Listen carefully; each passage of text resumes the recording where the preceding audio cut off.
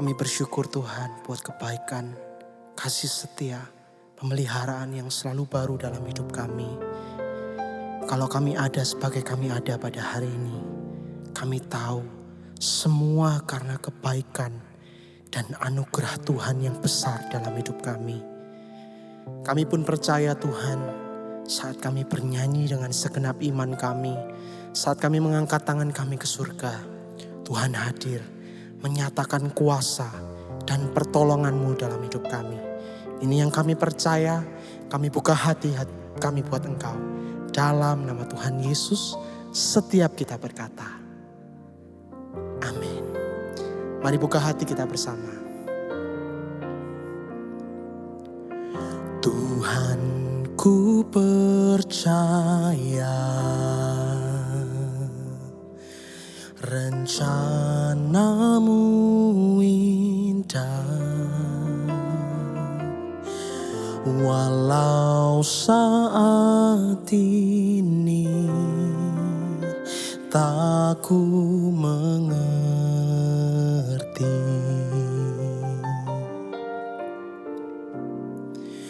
Engkau telah berfirman, kan beri masa depan, damai sejahtera, penuh harapan.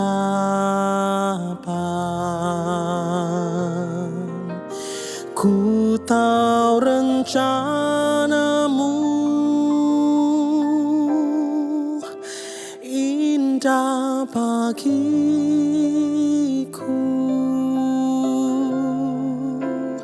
Ku tahu kehendak-Mu baik bagiku.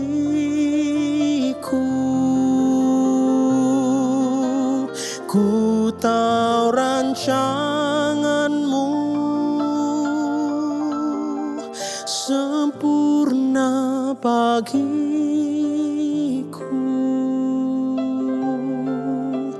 Ku tahu jalan-jalan-Mu yang terbaik bagiku. Mari sama-sama katakan, Tuhan, ku percaya rencana-Mu indah, walau saat ini tak ku mengerti.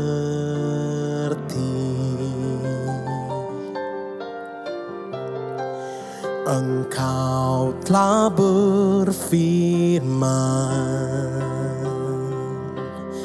kan beri masa depan, damai sejahtera,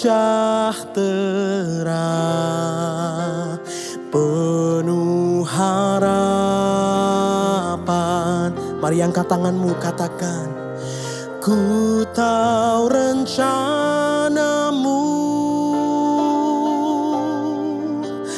indah bagiku.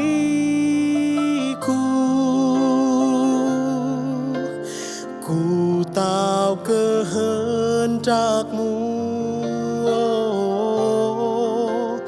baik bagiku.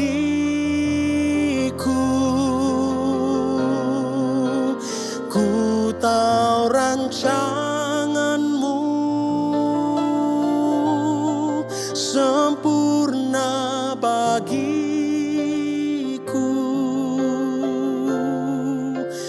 Ku tahu jalan-jalan-Mu yang terbaik bagiku. Segenap hatimu katakan, ku tahu rencana-Mu itu indah bagi kami, indah bagiku.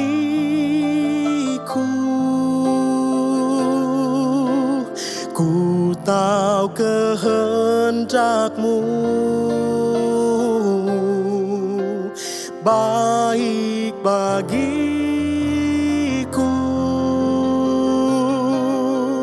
Ku tahu rancangan-Mu sempurna bagiku.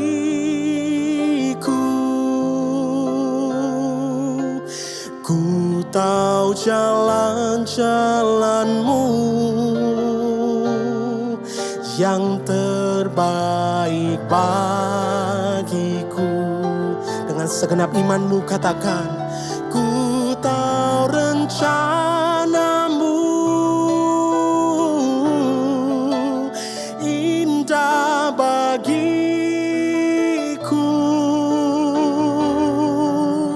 Ku tahu kehendak-Mu, oh baik bagiku.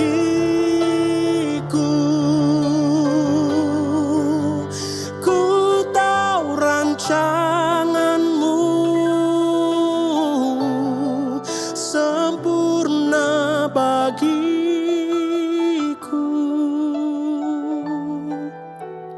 Ku tahu jalan-jalan-Mu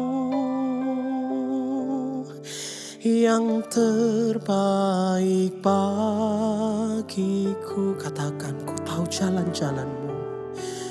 Ku tahu jalan-jalan-Mu yang terbaik bagiku.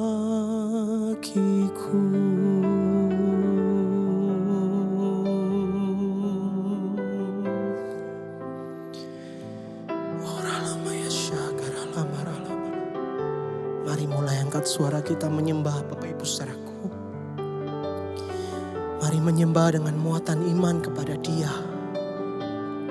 Rancangannya yang terbaik buat engkau dan saya.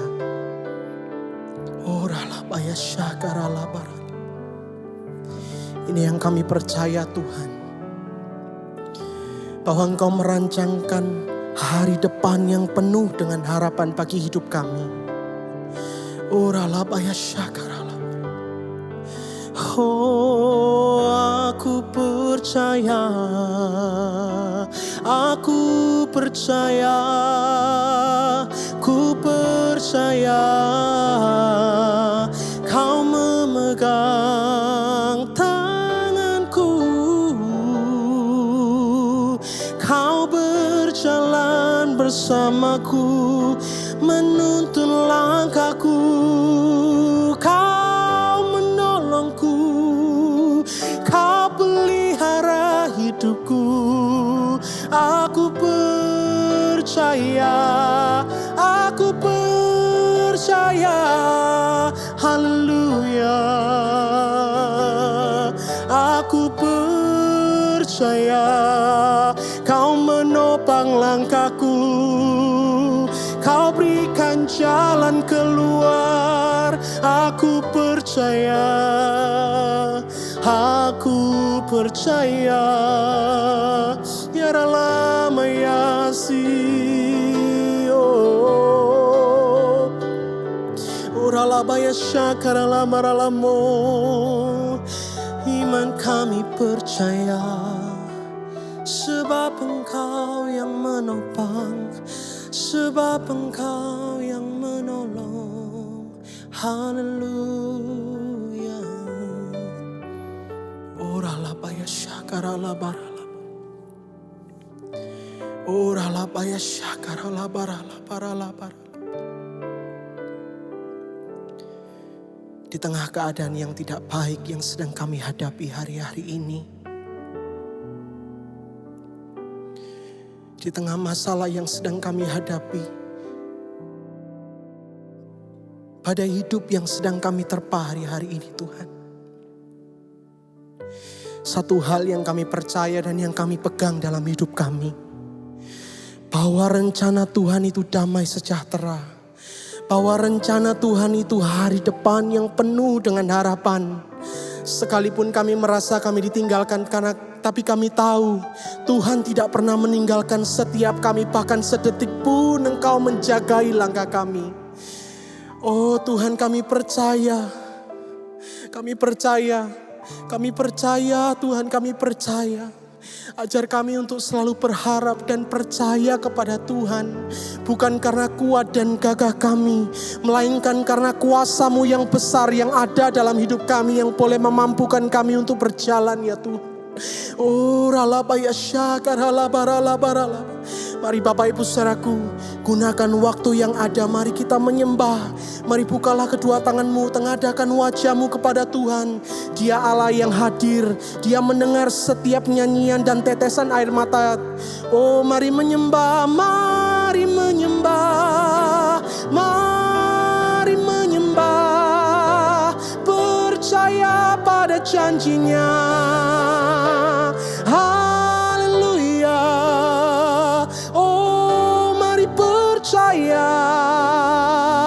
Dia berikan jalan keluar, Dia berikan pertolongan. Haleluya.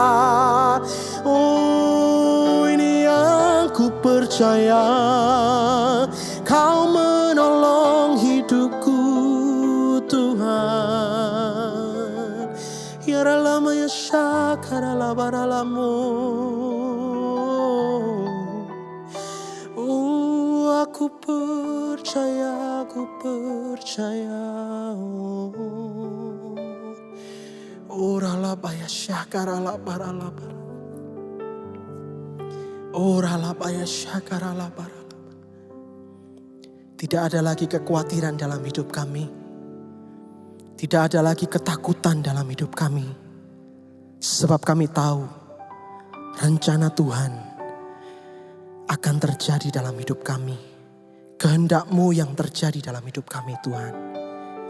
Kami percaya dan berharap kepada Engkau. Ku tahu rencana-Mu indah bagiku.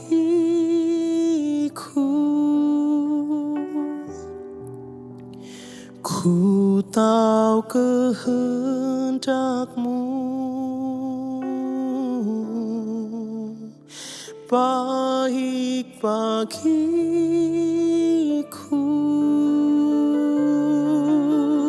Ku tahu rancangan-Mu sempurna bagiku.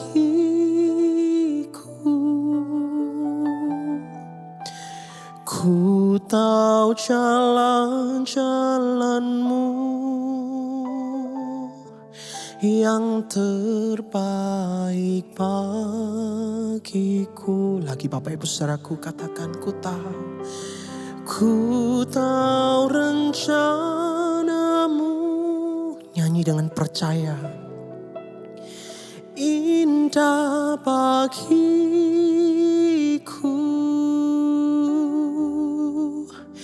Ku tahu kehendak-Mu baik bagiku.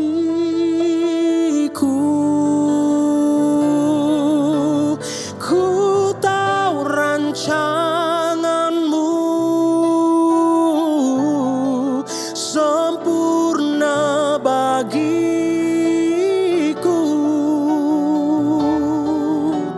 Ku tahu jalan-jalan-Mu yang terbaik bagiku. Katakan ku tahu jalan-jalan-Mu. Ku tahu jalan-jalan-Mu yang terbaik bagiku. Ku tahu jalan-jalan-Mu yang terbaik bagiku.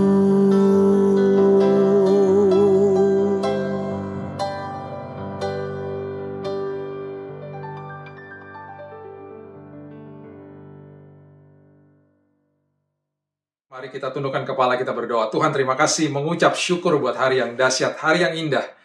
Karena setiap hari Tuhan ciptakan dan Tuhan sudah sediakan perkenanan Tuhan yang begitu dahsyat. Terima kasih Tuhan berbicara kepada kami dan kami akan dimerdekakan. Terima kasih Yesus. Di dalam satu nama, Yesus Kristus, Tuhan dan Juru Selamat kami. Kami sudah berdoa dan kami sambut firman kehidupan. Amin. Shalom Bapak Ibu yang terkasih di dalam Tuhan. Pada hari ini kita akan membahas firman Tuhan dengan judul terobosan. Terobosan. Saya sudah begitu letih dan capai untuk mendengar keluhan-keluhan dari banyak orang, dan ironisnya banyak jemaat yang hidup di dalam ketakutan karena percaya dengan kebohongan-kebohongan iblis. Kita mau belajar dan terus belajar. Dan saya percaya firman Tuhan hari ini bukan sekedar memerdekakan kita saja, tapi menghancurkan semua pijakan-pijakan iblis yang sudah ada dalam kehidupan kita. Setiap kali kita percaya dengan kebohongan iblis, iblis membuat sebuah pijakan di dalam kehidupan ini. Makin kita percaya, pijakan itu makin kuat. Makin kuat. Bahasa Inggrisnya dikatakan strongholds. Ya, strongholds. Dia akhirnya menguasai pikiran, dia menguasai hati, dan kemudian apa yang kita keluarkan dari mulut kita dan tindakan-tindakan kita itu sesuai dengan value system atau sesuai dengan apa yang kita percayai selama itu. Dan seringkali ironisnya kita percaya dengan kebohongan-kebohongan dia. Saya harap firman Tuhan hari ini kita akan membongkar semua kebohongan-kebohongan iblis supaya kita hidup di dalam kemerdekaan.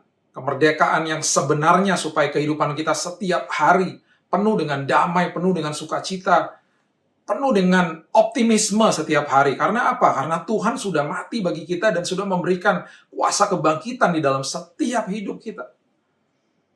Saya akan buka dari di awal ini dari Yakobus, pasalnya yang pertama, ayat yang sangat populer yang sudah kita baca berkali-kali. Ayat yang kedua sampai keempat, kita mulai di ayat yang kedua, dikatakan, saudara-saudaraku, anggaplah sebagai suatu kebahagiaan.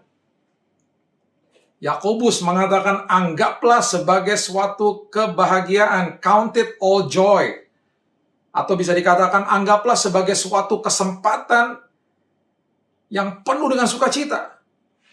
Anehnya, kesempatan yang penuh dengan sukacita ini adalah sebuah kesempatan yang mengatakan apabila kamu jatuh ke dalam berbagai-bagai pencobaan. Kok bisa? Yakobus, kamu tahu apa sih?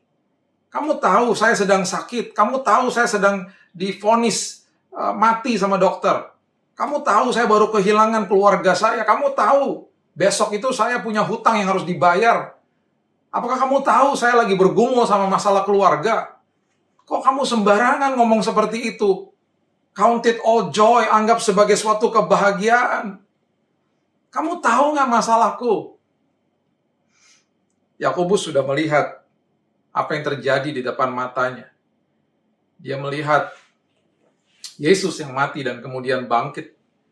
Dan dia mengalami peristiwa yang luar biasa dalam hidupnya. Dan oleh sebab itu dia katakan, anggaplah sebagai suatu kebahagiaan. Kenapa? Coba kita telusuri. Apabila kamu jatuh. Jatuh itu di dalam bahasa aslinya adalah peripipto. Bahasa aslinya adalah peripipto. Bahasa Yunaninya peripipto itu berarti to fall into something that is all around, light among you. Light among you. Apabila kamu jatuh, jatuh itu berarti mempunyai pengertian yang tiba-tiba. Dan jatuh itu mempunyai pengertian yang akan terjadi. Akan terjadi apa? Kemudian arti kata daripada peripipto itu adalah sesuatu yang ketika kita jatuh ke dalam lubang itu ada cahaya. Itu maksudnya, dia sedang membuat sebuah pengertian yang sangat dalam untuk kita mengerti ketika kita membaca ini. Karena ini pergumulan setiap manusia. Berbahagialah engkau, anggaplah sebagai suatu kesempatan ketika engkau peripipto, ketika engkau sedang jatuh, ketika engkau tiba-tiba ada di sebuah lubang. Dulu waktu saya kuliah ada yang namanya pop quiz. Ada yang namanya ujian, ya. Kemudian ada yang namanya pop quiz. Ada yang namanya tes, ya. Atau yang namanya pop quiz. Kalau tes atau ujian itu biasanya dikasih tahu schedule-nya Bapak Ibu. Dikasih tahu. Dan kita mempunyai persiapan untuk belajar. Tapi kalau pop quiz itu artinya bisa tiba-tiba diuji. Bisa tiba-tiba diuji.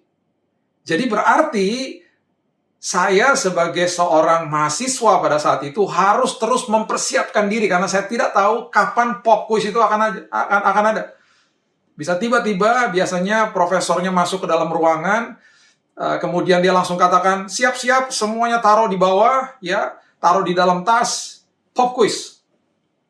Pop quiz. Wah, langsung deg-degan. Aduh, saya bisa nggak ya? Saya bisa nggak ya? Itu artinya kata peripipto. Tiba-tiba jatuh. Karena kita bisa menghadapi apa saja kesulitan hidup itu kapan saja. Di mana saja, karena hidup di dalam dunia yang penuh dengan dosa. Itu maksudnya. Kemudian dia teruskan lagi ke dalam berbagai-bagai pencobaan. Kata pencobaan ini di dalam bahasa aslinya adalah pairasmos. Pairasmos ini artinya adalah to putting a proof, experience, solicitation, discipline of provocation, implication, adversity. Dalam bahasa Indonesianya itu berarti ada sebuah ujian, sebuah tes. Ada sesuatu yang sedang diuji. Itu maksudnya daripada kata itu. Ya, jadi gak apa-apa kamu bersukacita ketika kamu peripipto menuju kepada pairasmos. Ketika kamu tiba-tiba diuji, itu maksudnya. Anggaplah sebagai suatu kebahagiaan ketika engkau tiba-tiba diuji. Diuji apanya? Diuji apanya? Ayat yang ketiga mengatakan, sebab kamu tahu bahwa ujian terhadap imanmu. Ini dia. Ujian terhadap imanmu itu menghasilkan ketekunan. Jadi yang diuji adalah iman. Jadi ketika ujian itu datang dengan tiba-tiba, yang diuji adalah iman kita yang sesungguhnya. Saya jelaskan lagi tentang pop quiz itu. Kalau kita tidak belajar, ya, kita tidak mempersiapkan diri setiap hari ketika saya masuk ke dalam ruang kuliah, alhasil saya akan tidak bisa menjawab pertanyaan di pop quiz itu. Tapi ketika setiap hari saya penuhi dengan hidup saya dan pikiran saya ini dengan pelajaran itu, ketika saya diuji tiba-tiba, saya pasti bisa jawab. Saya pasti bisa jawab. Nah, bedanya dengan sebuah ujian yang sudah ditetapkan, kita biasanya mempersiapkan diri kalau tahu ada ujiannya. Karena kita persiapannya itu sudah mepet-mepet, dan karena harus diuji, biasanya setelah ujian itu kita lupa. Kita lupa. Karena kita hanya belajar buat ujian yang sudah ditentukan. Nah, Yakobus menjelaskan ujian di dalam kehidupan ini pop quiz. Ujian yang tiba-tiba terjadinya. Dan dia katakan ketika engkau jatuh, ya, kata itu adalah ketika engkau jatuh ke dalam sebuah lubang itu, di dalam lubang itu ada cahaya. Ada cahaya Kristus yang luar biasa. Jadi tenang aja. Jadi ketika engkau tiba-tiba diuji, Kristus ada di situ. Itu maksudnya dia. Makanya dia katakan, berbahagia aja. Kamu berbahagia aja, karena ini kesempatan ya, ketika kamu tiba-tiba diuji, kamu masuk ke dalam sebuah ranah ujian ini, Kristus ada di situ, kamu akan berjumpa dengan dia, kamu akan mengalami Kristus dengan lebih dalam lagi. Dan kata ujian yang ada di ayat ini adalah menguji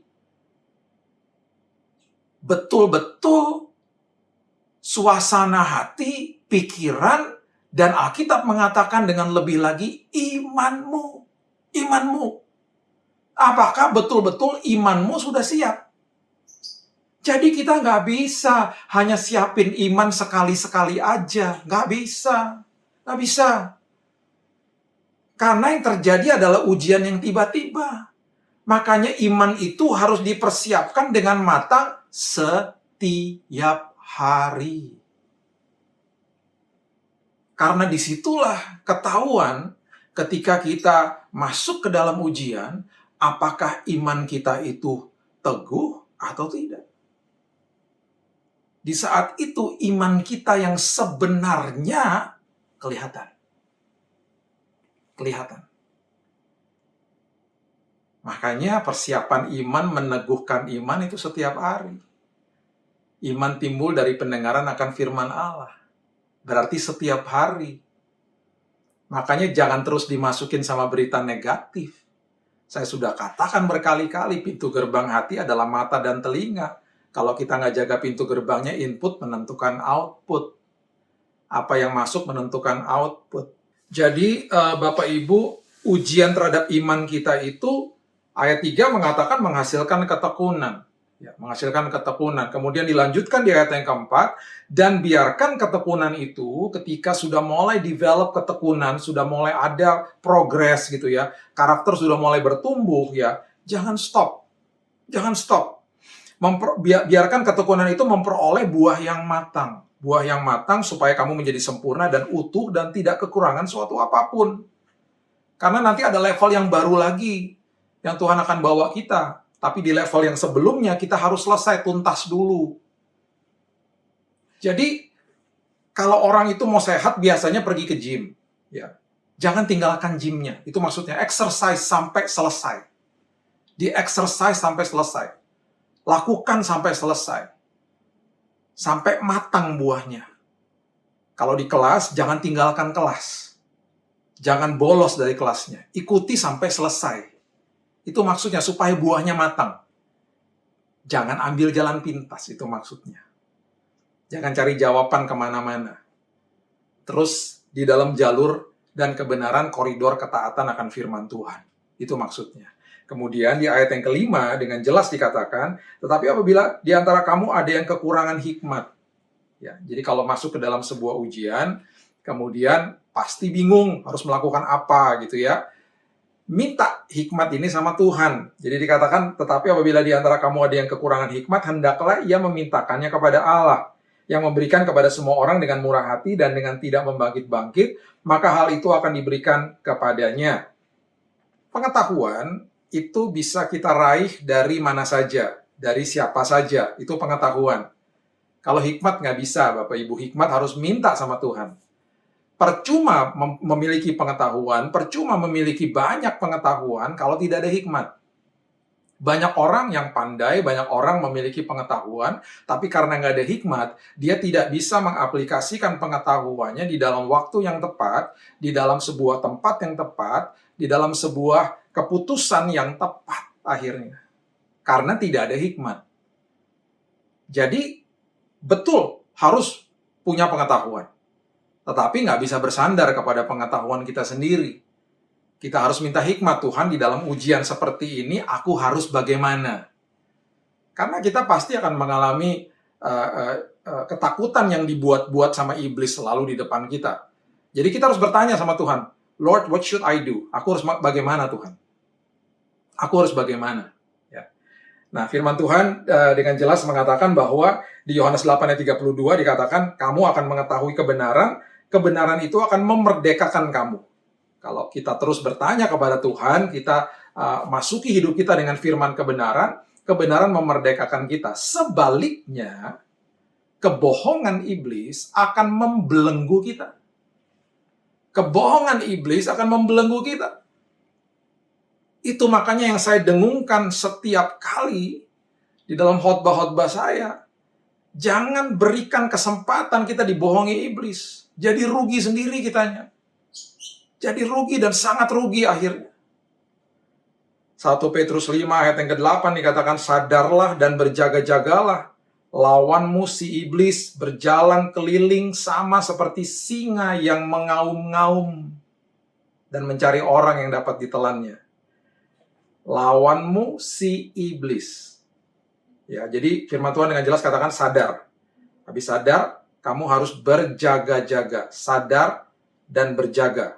Berjaganya kenapa? Karena kapan saja si iblis ini akan mengganggu kita, dan Alkitab dengan jelas mengatakan dia berjalan keliling sama seperti singa. Berarti dia bukan singa. Karena sama seperti singa. Iblis suka niru, Bapak Ibu. Singa Yehuda, yaitu Yesus Kristus itu sendiri, ditiru sama dia. Tapi dengan ranah atau dengan tujuan untuk menakuti manusia dan membohongi manusia. Dia meniru dan dia memutarbalikkan kebenaran. Selalu begitu.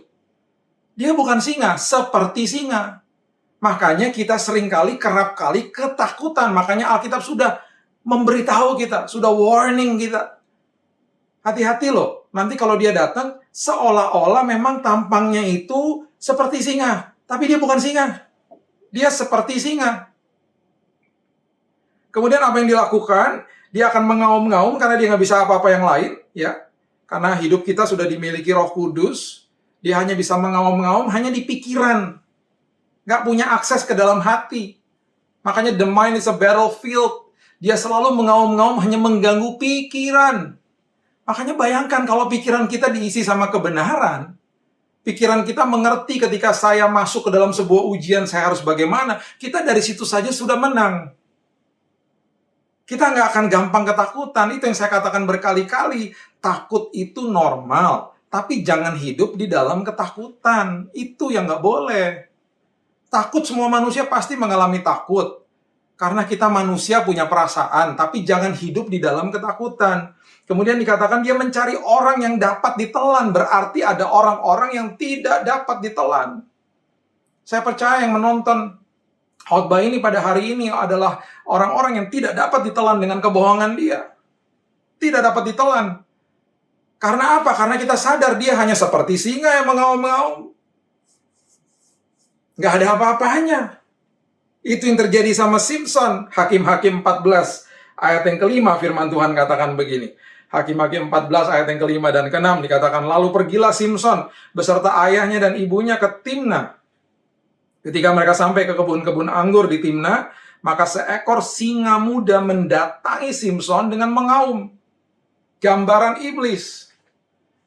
Singa itu datang kepada kita, ujian itu datang kepada kita dengan tiba-tiba. Dan apa yang Alkitab katakan? Mengaum.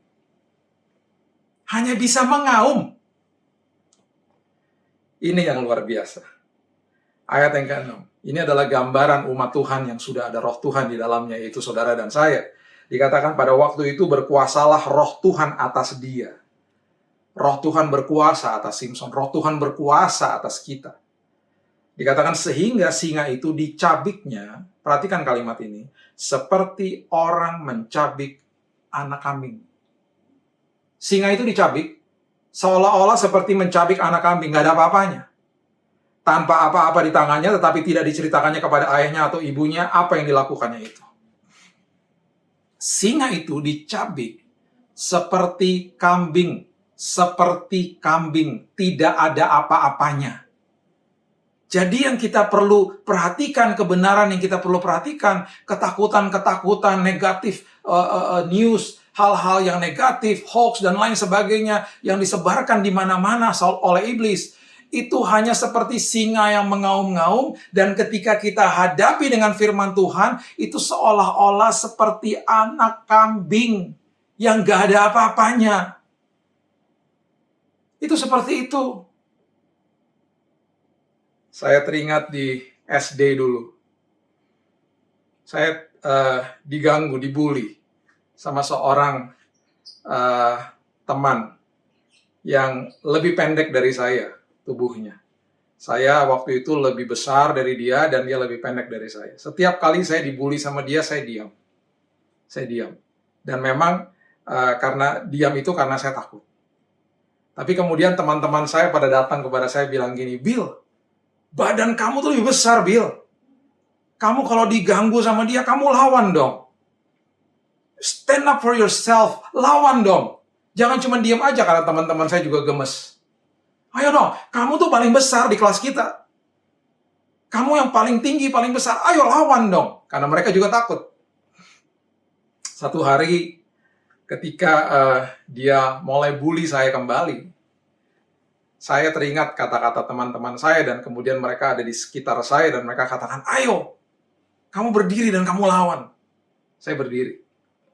Saya berdiri dan ketika saya lupa saya ngomong apa. Ketika saya labrak dia dengan kata-kata, saya tidak pukul, saya bicara dengan suara yang cukup keras. Dan saling tantang-menantang. Akhirnya dia mundur. Dan sejak hari itu dia tidak pernah ganggu saya. Seringkali ketika ada masalah yang iblis berikan, terlihatnya selalu mengerikan. Karena Alkitab sudah memberitahu kita. Ini yang saya mau ungkapkan kepada kita semuanya, untuk kita makin mengerti kebenaran firman. Tuhan terus mengungkapkan hal-hal yang penuh dengan kebenaran yang memerdekakan. Dia hanya seperti singa yang mengaum-ngaum. Kemudian ketika kita lihat kisah daripada Simpson, ketika Simpson mengoyakkan rahang daripada singa itu, seolah-olah seperti anak kambing. Gak ada apa-apanya. Bapak Ibu, selalu kita mulai sebuah tindakan atau sebuah respon kehidupan itu mulai dari pikiran. Ya, mulai dari pikiran. Oleh sebab itu, jaga pikiran kita. Jaga pikiran kita. Saya tahu pasti kita punya WhatsApp group, dan di WhatsApp group kita itu pasti ada 1-2 orang yang selalu setiap hari sangat-sangat suka dengan mengirimkan berita-berita yang negatif dan lain sebagainya. Dan itu sudah biasa. Saya beberapa kali kalau saya kenal dekat, saya tegur orangnya. Saya bilang, janganlah seperti itu. Banyak berita yang lebih baik yang bisa dikasih. Jangan termakan sama hal-hal seperti itu. Amsal 23 ayat yang ke-7 mengatakan, sebab seperti orang yang membuat perhitungan dalam dirinya sendiri, demikianlah ia. Whatever you think about yourself, that's the way you are. Sebab seperti orang yang membuat perhitungan di dalam dirinya sendiri, demikianlah ia. Jadi oleh sebab itu, setiap hari apa yang kita pikirkan akan menentukan tindakan, akan menentukan sikap kehidupan kita, menentukan masa depan kita. Ya. Jadi kita harus paham, seringkali iblis akan fabricate the evidence. Dia akan membuat kenyataan hidup itu kelihatannya menakutkan. Yusuf, waktu dia dijual ya oleh kakak-kakaknya ke Mesir, bagaimana mereka memberitahu Yakub ayahnya supaya ayahnya itu mengerti apa yang terjadi. Mereka tidak mau ngaku bahwa mereka menjual adiknya ke Mesir. Yang mereka lakukan adalah mereka mengambil jubah daripada Yusuf, mereka memotong seekor kambing, mereka mencelupkan jubah itu di darah daripada kambing itu dan diberikan kepada ayahnya, seolah-olah anaknya itu dimakan binatang buas. Kejadian pasalnya yang ke-37 ayat 33 mengatakan, ketika Yakub memeriksa jubah itu, ia berkata, ini jubah anakku. Binatang buas telah memakannya, tentulah Yusuf telah diterkam. Ini yang kita sering kali katakan, padahal itu berita bohong. Fabricate the evidence. Memutarbalikkan kebenaran. Mengelabui kita. Seolah-olah, waduh, anakku mati diterkam, dibohongi. Itu yang terjadi selalu. Dan kemudian setelah pikiran kita mulai dikuasai, kita mulai dikuasai juga di dalam perkataan kita. Amsal 18 ayat 21 mengatakan, hidup dan mati dikuasai lidah. Siapa suka mengemakannya akan memakan buahnya. Siapa yang suka bicara-bicara negatif akan makan buahnya. Jadi hati-hati dengan hal-hal seperti itu, perkatakan kebenaran. Makanya firman Tuhan yang pernah saya sampaikan juga ya, jangan kamu khawatir dan berkata. Jangan kamu khawatir dan berkata. Di Matius 6 ayat 31. Tuhan katakan jangan khawatir. Setelah kamu jangan khawatir, sekarang kamu jangan berkata. Berkata apa? Ngeluh berarti. Ngeluh lah, aduh gimana ya, aduh bayar uang sekolah gimana ya, aduh suami di PHK nih, aduh gimana ya, aduh income lagi menurun nih dalam musim yang sulit ini, dan lain sebagainya. Selalu dari doa sampai kepada jawaban doa, itu adalah masa di mana orang banyak yang menyerah. Itu adalah ujian daripada iman kita yang sebenarnya. Itu yang Yakobus katakan, ya. Iman kita diuji di situ. Dilihat kebenarannya, keabsahannya dilihat di situ. Makanya persiapan itu harus setiap hari. Ya. Makanya hati-hati dengan perkataan. Ketika kita akhirnya membentuk sebuah belief system, kita akhirnya mengatakan perkataan-perkataan yang negatif terus. Makanya penuhi dengan apa? Penuhi dengan ucapan syukur. Ucapan syukur adalah bukti daripada iman. Itu ucapan syukur. Ucapan syukur adalah dasar daripada penyembahan. Ucapan syukur adalah bukti daripada iman. Jadi dari doa sampai mendapatkan jawaban, sampai termanifestasi jawaban, penuhi dengan ucapan syukur. Terima kasih Tuhan, terima kasih. Nggak usah begging, nggak usah minta-minta terus. Cukup minta sekali sama Tuhan. Tuhan, aku butuh ini ya Tuhan. Udah, Tuhan udah tahu. Besoknya ketika berdoa lagi, bilang terima kasih Tuhan, aku percaya, aku sudah mendapatkan jawaban yang terbaik. Nggak usah mengemis, nggak usah minta-minta terus. Tuhan terima kasih, aku sudah mendapatkan jawaban yang terbaik. Itu adalah bukti daripada iman yang sebenarnya. Ya. Bilangan pasalnya yang ke-30, ya bilangan pasal yang ke-30, ayatnya yang ketiga sampai yang kelima, ini sampai-sampai ditulis di Alkitab. Ada sebuah kisah yang mengisahkan ini. Tetapi apabila seorang perempuan bernasar kepada Tuhan dan mengikat dirinya kepada suatu janji di rumah ayahnya, yakni pada waktu ia masih gadis, dan ayahnya mendengar nasar dan janji yang mengikat diri anaknya itu, tetapi ayahnya tidak berkata apa-apa kepadanya, maka segala nasarnya itu akan tetap berlaku. Dan setiap janji mengikat dirinya akan tetap berlaku juga. Jadi kalau anaknya berjanji, anaknya yang masih gadis berjanji, ya anak ini menceritakan seorang anak kecil gitu yang tidak punya pengertian. Ketika dia melakukan janji atau bernasar, ketika ayahnya tidak menggagalkan itu, harus terjadi. Harus berlaku. Ya. Tetapi jika ayahnya melarang dia pada waktu mendengarkan itu, maka segala nasar dan janji yang mengikat diri anaknya tidak akan berlaku. Dan Tuhan akan mengampuni perempuan itu sebab ayahnya telah melarang dia. Ini sampai ditulis di Alkitab. Dengan kata lain, kata-kata itu bahaya. Sampai-sampai Alkitab menuliskan kalau sampai anakmu mengeluarkan kata-kata negatif karena mereka tidak ngerti, kamu bisa membatalkan dalam nama Yesus. Seringkali mungkin kita mendengar anak-anak kita berkata-kata negatif. Betul, kita harus edukasi mereka. Dan kita bisa membatalkan dalam nama Yesus. Tidak akan terjadi atas hidupmu. Karena dari kata-kata timbul kehidupan, dari kata-kata timbul kematian. Hati-hati dengan perkataan kita. Kalau kita terus memperkatakan kata-kata negatif, lama-kelamaan kita akan hidup kita seperti itu. Kita mengutuki diri sendiri. Kita tidak percaya dengan kebenaran firman yang sebenarnya. Ya. Saya akan tutup dengan kebenaran ini. 2 Samuel 5, ayat yang ke-17 mengatakan begini. Ya, 17, 18, dan 19 mengatakan begini. Ketika didengar orang Filistin bahwa Daud telah diurapi menjadi raja atas Israel, maka majulah semua orang Filistin untuk menangkap Daud. Tetapi Daud mendengar hal itu, lalu ia pergi ke kubu pertahanan. Ada musuh datang, kita juga biasanya bertahan. Gimana nih Tuhan caranya? Ketika orang Filistin itu datang dan memencar di lembah Refaim. Sama seperti iblis, memencar, menyerang di semua aspek kehidupan. Ayat 19 dikatakan, bertanyalah Daud kepada Tuhan. Bertanyalah Daud kepada Tuhan. Apakah aku harus maju melawan orang Filistin itu? Akan kau serahkan mereka ke dalam tanganku? Kemudian Tuhan menjawab Daud. Ya, Daud lagi minta hikmat sama Tuhan. Tadi kita sudah belajar, Daud minta hikmat. Ya, kemudian Tuhan menjawab Daud, majulah, ya, sebab aku pasti akan menyerahkan orang Filistin itu ke dalam tanganmu. Ya, ini ditulis di dalam satu ayat. Daud berdoa, Tuhan menjawab, tertulis semuanya dalam satu ayat. Seringkali ketika kita bertanya kepada Tuhan dan mendapat jawaban itu, tidak ada di dalam satu ayat. Ada masa tunggu biasanya. Itu yang saya katakan tadi. Penuhi masa tunggu itu dengan ucapan syukur. Jangan dengan keluhan. Jangan dengan kata-kata negatif. Penuhi dengan ucapan syukur dan tidak usah minta-minta terus.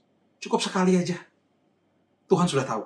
Utarakan keinginanmu dan kemudian setelah minta, kemudian penuhi dengan ucapan syukur. Terima kasih Tuhan. Aku percaya bahwa jawaban yang terbaik sudah aku terima.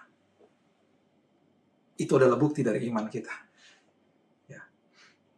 Dan kemudian ayatnya yang ke-20. Firman Tuhan mengatakan, lalu datanglah Daud di Baal Perasim. Baal Perasim adalah tempat yang diberi nama oleh Daud. Artinya apa? Sebentar saya beritahu kepada saudara. Dan memukul mereka kalah di sana. Berkatalah ia, Tuhan telah menerobos musuhku. Tuhan telah menerobos musuhku.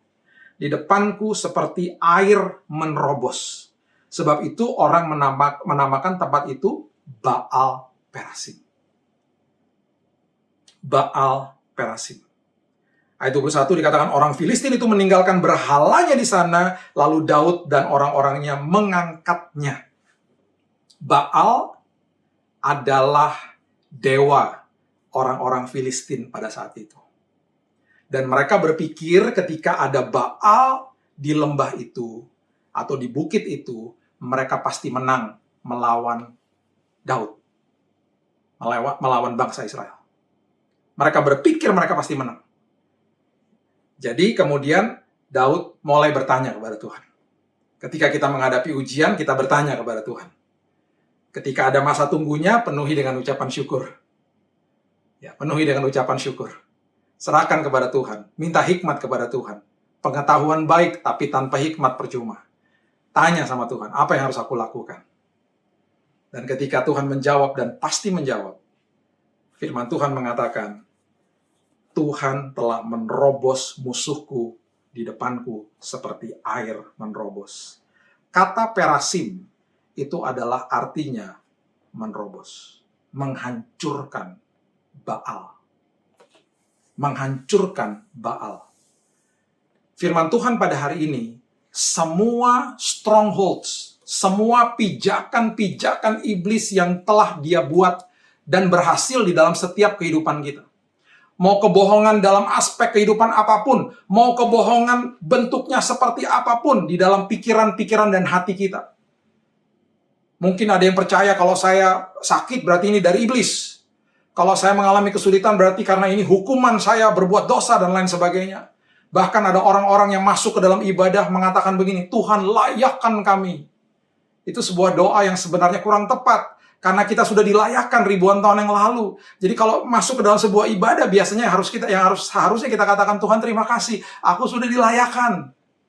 Nah ini banyak kebohongan-kebohongan yang sudah dibuat sama iblis sebagai tempat pijakan.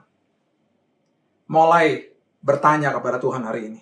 Mulai minta hikmat daripada Tuhan hari ini. What should I do, Lord? Apa yang harus aku lakukan? Karena sudah ada Baal-Baal di dalam pikiranku. Sudah ada tempat pijakan-pijakan yang iblis sudah menguasai hidupku. Ada tempat pijakan yang dia katakan engkau tidak akan sembuh. Dan aku percaya sama itu Tuhan. Ada tempat pijakan yang dia katakan kamu sakit karena keturunan. Dan aku percaya sama itu Tuhan. Ada pijakan-pijakan iblis, strongholds iblis yang mengatakan kamu tidak akan keluar dari masalah rumah tanggamu, akan hancur. Kamu tidak akan mendapatkan anakmu kembali, hutangmu tidak akan terbayar. Dan semua apapun kebohongan-kebohongan itu sudah menjadi tempat pijakan Tuhan hari ini. Seperti air menerobos, seperti Tuhan menerobos, berikan aku hikmat. Supaya hari ini, dengan bangga, aku bisa menamakan kehidupanku, menamakan momen ini, menamakan hari ini, bahwa hari ini adalah hari Baal Perasimku ya Tuhan, di mana hari ini, semua pijakan dan kebohongan iblis dikalahkan dalam nama Yesus. Karena kebenaran itu menerobos, kebenaran itu memerdekakan, dan belenggu-belenggu itu dipatahkan dalam nama Yesus. Kesembuhan aku pasti terima walaupun aku belum lihat. Pemulihan rumah tanggaku pasti aku akan terima walaupun aku belum lihat. Dan aku akan penuhi masa tunggu ini dengan ucapan syukur. Karena itu bukti daripada imanku, itu adalah dasar daripada penyembahanku ya Tuhan. Dan hari ini aku dengan bangga katakan, dan aku menamai hari ini Baal Perasimku ya Tuhan. Supaya orang-orang bisa melihat bahwa kebohongan iblis dipatahkan, dihancurkan, diterobos oleh Tuhan. Terima kasih Yesus. Saya percaya firman Tuhan pada hari ini memerdekakan setiap kehidupan kita.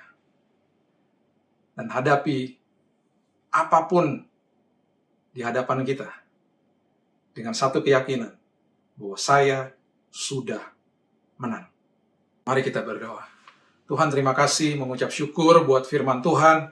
Kami percaya Tuhan bahwa hari ini kami mengalami terobosan daripada Tuhan.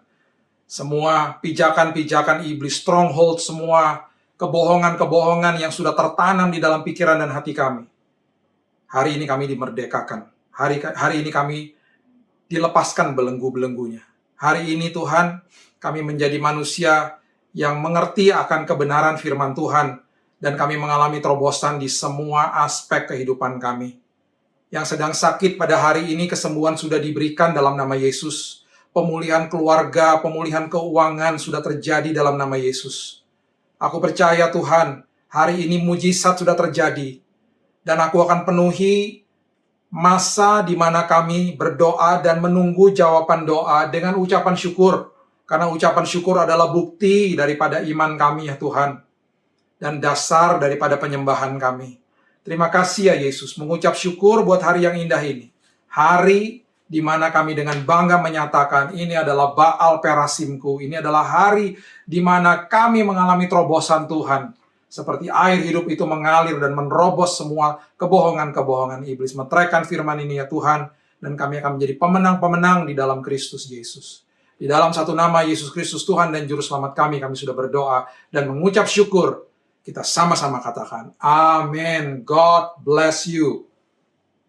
Jemaat yang dikasihi Tuhan, saya mohon bangkit berdiri sambil membuka kedua tanganmu. Kipapata kaya rana mata pakaian.